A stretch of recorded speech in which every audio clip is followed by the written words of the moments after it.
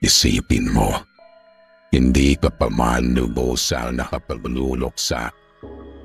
Bigla na lang mawawala ang bangkay ng mahal mo sa loob ng ataol.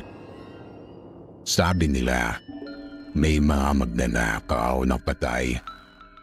Pero paano kung hindi tao ang may gawa? Mga Kapinas Horror, salamat sa pagbisita. Kung mahilig ka sa mga kwento ng alamat, kababalaghan at mga katatakutan, siguraduhin na nakasubscribe ka na at pindutin ang notification bell para lagi kang updated sa mga bagong kwento. Ngayon, samahan ninyo ako sa isang nakakakilabot na kwento tungkol sa nilalang na tinatawag na balbal. Mga halimaw na kumakain ng mga balkay at nag-iiwan ng kaba at tanaw sa bawat sementeryo.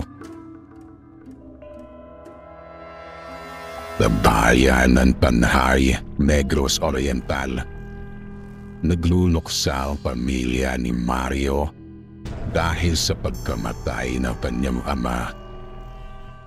Sa sementeryo, malamlam ang ilaw ng kandila habang inililibing ang bangkay.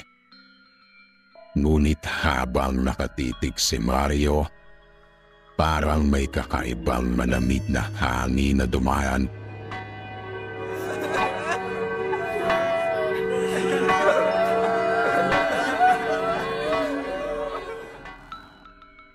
Kinagabihan, isang bantay sementeryo ang nagronda.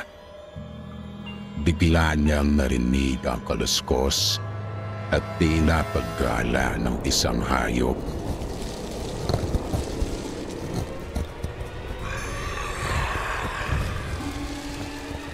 Nang napitan niya, nakita niyang may ataol na gumagalaw at may aninong nakadapa dito. Lumapit ang bantay at doon niya nakita isang malaking nilalang. Balat ay kulay abo, matay nagliliwanag at ngipin na matutulis na tila laging gutom. Sinupit nito ang bangkay sa loob ng ataol at walang tawang pinakain ang katawan.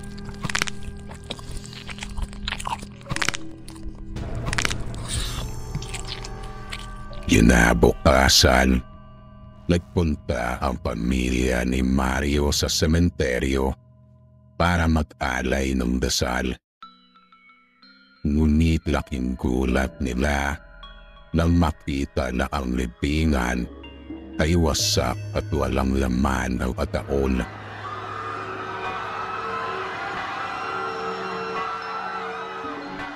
Ninakaw ang bangkay, sigaw ng ilan. Pero sabi ng matatanda, hindi tao ang kumuha.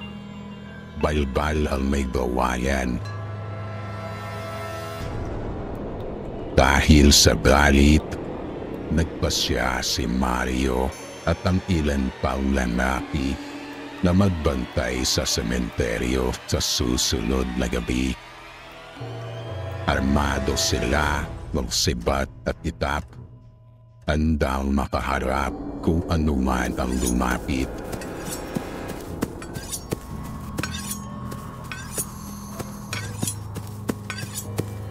Eksaktong hating gabi, lumitaw ang balbal. Nakaambar ito sa panibagong libingan.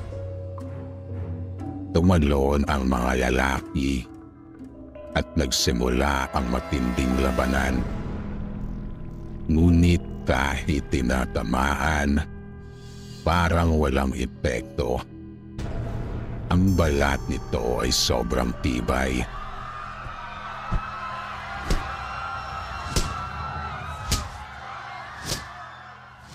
Ayon sa matanda, ang tanging paraan para mapahina ang balbal ay apoy.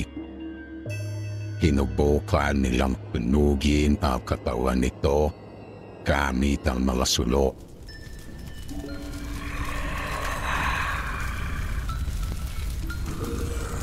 Nagsisigaw ang halimaw at biglang nagdilaw sa usok. Pero matapos ang lahat, walang nakakita ng bangkay na nasunog.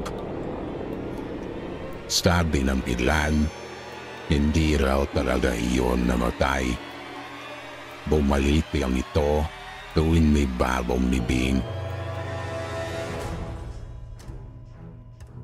Hanggang ngayon, tuwing may bagong libing sa sementeryo ng Tanay, may mga nagsasabing naririnig nila ang kaluskos at pag-uwol sa dilim.